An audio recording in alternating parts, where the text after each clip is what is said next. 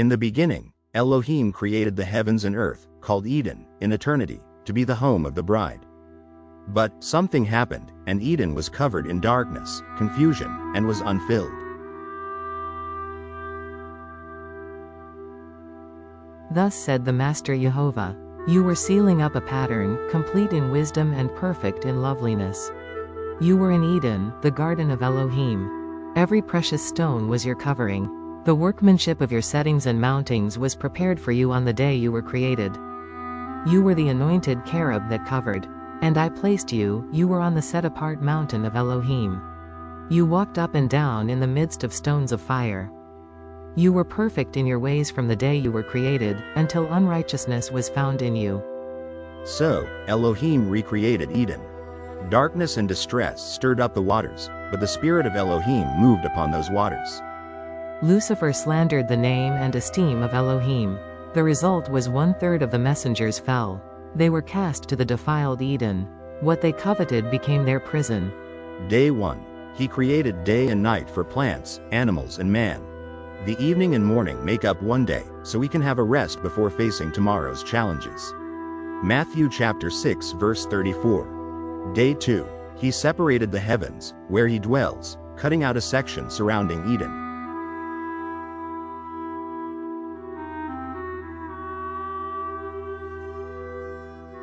Elohim encased Lucifer, the fallen messengers and the defiled Eden in the prison we call the universe. Day 3. He gathered the waters into one place, and the land into another, then spoke for the grass, plants and fruit trees to spring forth. Day 4. Elohim created and set in motion the suns, moons, and stars, to be signs and appointed times, for days and years.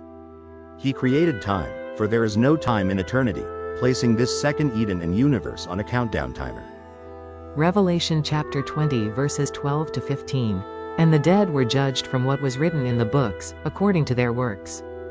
And the sea gave up the dead who were in it, and death and Sheol gave up the dead who were in them.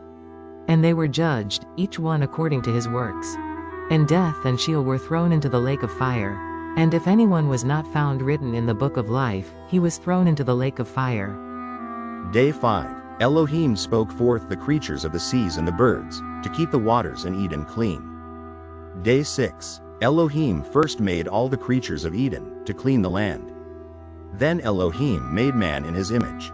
Man was given the reign of Eden, and all that was within its boundaries. He gave man and creature every plant and tree for food.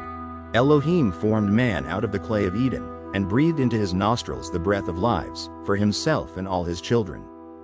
Then Elohim planted a garden, and placed 2 trees in the middle. He planted the tree of life, and the tree of the knowledge of good and evil. Elohim then took the man, and put him in the garden, to work and to guard it. Man was commanded to eat of every tree of the garden, except the tree of the knowledge of good and evil. For in the day he eats of it, he shall certainly die. Not able to find a helper for the man, Elohim caused him to fall into a deep sleep, took one of his bones and formed it into a woman. Man and wife would become one flesh. Day 7. Elohim rested from all his work, setting Saturday, the 7th day apart.